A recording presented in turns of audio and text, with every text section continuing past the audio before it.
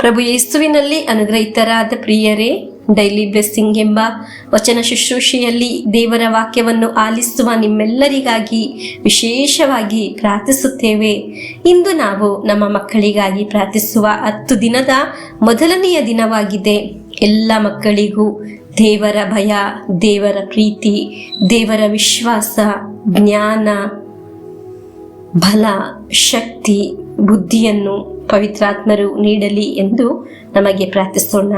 ಪ್ರಾರ್ಥಿಸಲು ಯಾರೂ ಇಲ್ಲದ ಮಕ್ಕಳು, ಅನಾಥ ಮಕ್ಕಳಿಗಾಗಿ ವಿಶೇಷವಾಗಿ ಪ್ರಾರ್ಥಿಸೋಣ ಈ ಸಮಯ. ಪ್ರಿಯ ಮಕ್ಕಳೇ, ನೀವು ವಿದ್ಯಾಭ್ಯಾಸದ ವಿಷಯದಲ್ಲಿ ಹೆಚ್ಚಾಗಿ ಓದಲು ಸಾಧ್ಯವಾಗುವ ರೀತಿ, ಅದರ ಜೊತೆ ನಿಮ್ಮ ಜೀವನದ ಪಾಠವನ್ನು ನೀವು ಹೇಗೆ ನಡೆದುಕೊಳ್ಳಬೇಕು, ಒಂದು ಕಾರ್ಯವನ್ನು ಹೇಗೆ ನಿಭಾಯಿಸಬೇಕು, ನೀವು ನಿಮ್ಮ ಕುಟುಂಬದಲ್ಲಿ ಇರುವವರ ಜೊತೆ ಹೇಗೆ ನಡೆದುಕೊಳ್ಳಬೇಕು, ಹೇಗೆ ಪ್ರೀತಿ ತೋರಿಸಬೇಕು, ಹೇಗೆ ನೆರೆಯವರನ್ನು ಪ್ರೀತಿಸಬೇಕು ಎಂದು ಕಲಿಯಬೇಕು. ಎಲ್ಲರೊಂದಿಗೆ ಒಳ್ಳೆಯ ನಡತೆಯಲ್ಲಿ ಸಾಂತ್ವನ ನೀಡಲು ಕಲಿಯಬೇಕು. ಪ್ರೀತಿಯನ್ನು ತೋರಿಸಲು ಕಲಿಯಬೇಕು. ಕ್ಷಮಿಸಲು ಕಲಿಯಬೇಕು. ಪ್ರಿಯರೇ, ನಾವು ಬೇರೆಯವರನ್ನು ಅನುಗ್ರಹಿಸಿ ಪ್ರಾರ್ಥಿಸಬೇಕು. ಆಗ ದೇವರು ನಮಗೆ ಇರುವ ಅನುಗ್ರಹವನ್ನು, ಕೃಪಾವರವನ್ನು ಧಾರಾಳವಾಗಿ ದಯಪಾಲಿಸುತ್ತಾರೆ. ಆಮೇನ್. ಇಂದು ನಾವು ಆಲಿಸುವ ದೇವರ ವಾಕ್ಯ ಮಾರ್ಕನ ಶುಭ ಸಂದೇಶ 14ನೇ ಅಧ್ಯಾಯ 12ರಿಂದ 16ರವರೆಗೆ ವಾಕ್ಯಗಳು. ವಾಕ್ಯವನ್ನು ಆಲಿಸೋಣ. ಅಂದು ಉಳಿರಹಿತ ರೊಟ್ಟಿಯ ಹಬ್ಬದ ಮೊದಲನೆಯ ದಿನ, ಅಂದರೆ ಪಾಸ್ಕಾ ಹಬ್ಬದ ಕುರಿಮರಿಯನ್ನು ಕೊಯ್ಯುವ ದಿನ, ಶಿಷ್ಯರು ಯೇಸುಸ್ವಾಮಿಯ ಬಳಿಗೆ ಬಂದು ತಮಗೆ ಪಾಸ್ಕಾ ಭೋಜನವನ್ನು ನಾವು ಎಲ್ಲಿ ಸಿದ್ಧಪಡಿಸಬೇಕೆನ್ನುತ್ತೀರಿ ಎಂದು ಕೇಳಿದರು. ಯೇಸು ಅವರಲ್ಲಿ ಇಬ್ಬರಿಗೆ, ನೀವು ಪಟ್ಟಣಕ್ಕೆ ಹೋಗಿರಿ. ಅಲ್ಲಿ ನೀರಿನ ಕೊಡವನ್ನು ಹೊತ್ತವನೊಬ್ಬನು ನಿಮ್ಮನ್ನು ಎದುರುಗೊಳ್ಳುವನು. ಅವನ ಹಿಂದೆಯೇ ಹೋಗಿ ಅವನು ಯಾವ ಮನೆಗೆ ಹೋಗುತ್ತಾನೋ ಆ ಮನೆಯ ಯಜಮಾನನಿಗೆ, ನಮ್ಮ ಗುರು ನನ್ನ ಶಿಷ್ಯರ ಜೊತೆಯಲ್ಲಿ ಪಾಸ್ಕಾ ಭೋಜನ ಮಾಡಲು ನನಗೆ ಕೊಠಡಿ ಎಲ್ಲಿ ಎಂದು ಕೇಳುತ್ತಾರೆ ಎಂದು ವಿಚಾರಿಸಿರಿ.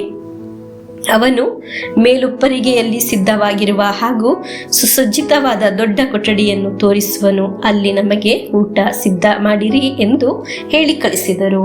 ಪ್ರಿಯರೇ, ಎಲ್ಲೋ ಅಲ್ಲ ಯೇಸುಸ್ವಾಮಿ ಪಾಸ್ಕಾ ಹಬ್ಬದ ಭೋಜನವನ್ನು ಸಿದ್ಧಪಡಿಸಲು ಹೇಳಿದ್ದು ಸಜ್ಜಿತವಾದ ದೊಡ್ಡ ಕೊಠಡಿಯಲ್ಲಿ ಎಂದು ನಾವು ದೇವರ ವಾಕ್ಯದಲ್ಲಿ ಆಲಿಸಿದ್ದೆವು.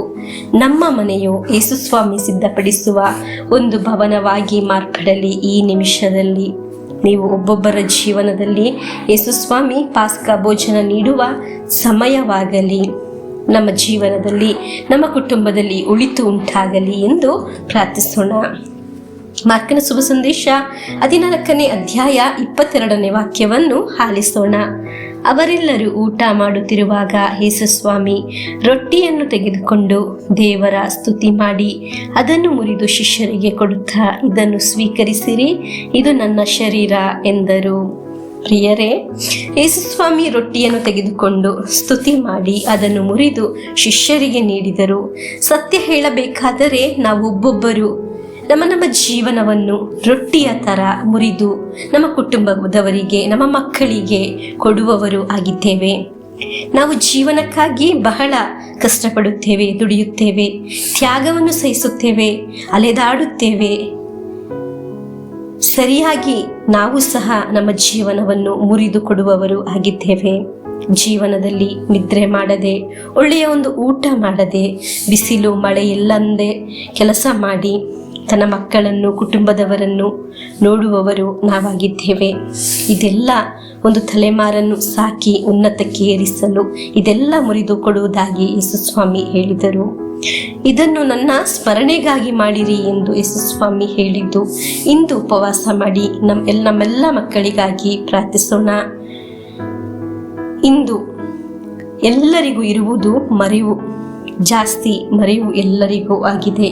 ಮಕ್ಕಳು ತಂದೆ ತಾಯಿಯನ್ನೇ ಮರೆತು ಬಿಡುತ್ತಾರೆ, ತಂದೆ ತಾಯಿಯರು ಮಕ್ಕಳನ್ನೇ ಮರೆತು ಬಿಡುತ್ತಾರೆ, ಒಡ ಹುಟ್ಟಿದವರು ಅವರ ಅಣ್ಣ ತಂಗಿಯರನ್ನು ಮರೆತು ಬಿಡುತ್ತಾರೆ, ಸ್ನೇಹಿತರು ಸ್ನೇಹಿತರನ್ನು ಮರೆತು ಬಿಡುತ್ತಾರೆ. ಮನುಷ್ಯರಿಗೆ ಇರುವುದು ಒಂದು ಈಗ ಮರೆಯುವ ಒಂದು ಕಾಲವಾಗಿದೆ. ಈಗ ಆಲಿಸಿದ ವಾಕ್ಯದಲ್ಲಿ ನಮ್ಮ ಭವನಕ್ಕೆ ದೇವರು ಬರುವ ಭವನವಾಗಲಿ, ದೇವರು ಸಿದ್ಧಪಡಿಸಿರುವ ಭವನವಾಗಲಿ ಎಂದು ಪ್ರಾರ್ಥಿಸೋಣ. ನಮ್ಮ ಜೀವನದಲ್ಲಿ ನಮ್ಮ ಕುಟುಂಬವನ್ನು, ನಮ್ಮ ಮಕ್ಕಳನ್ನು ವಿಶೇಷವಾಗಿ ಈ ಸಮಯದಲ್ಲಿ ದೇವರ ಕರೆಗಳಿಗೆ ಒಪ್ಪಿಸಿಕೊಟ್ಟು ಪ್ರಭು ಯೇಸುವಿನ ಆಶೀರ್ವಾದವನ್ನು ಸ್ವೀಕರಿಸೋಣ. ಆಮೇನ್. ನಮ್ಮ ಪ್ರಭು ಯೇಸುಕ್ರಿಸ್ತರ ವರಪ್ರಸಾದವು, ದೇವರ ಪ್ರೀತಿಯು, ಪವಿತ್ರಾತ್ಮರ ಅನ್ಯೋನ್ಯತೆಯು ನಮ್ಮೊಡನೆ ಇರಲಿ. ರೋಗಗಳಿಂದ, ಅಪಘಾತದಿಂದ, ದುರ್ಮರಣದಿಂದ, ಅಗಾಲಿದ ಮರಣದಿಂದ, ಅಸೂಯೆಯಿಂದ, ಮೋಸೆ ವಂದನೆಯಿಂದೆല്ലാം ದೇವರು ನಮ್ಮನ್ನು ಸಂರಕ್ಷಿಸಲಿ. ಹಾಲೆಲೂಯ. ಆಮೇನ್.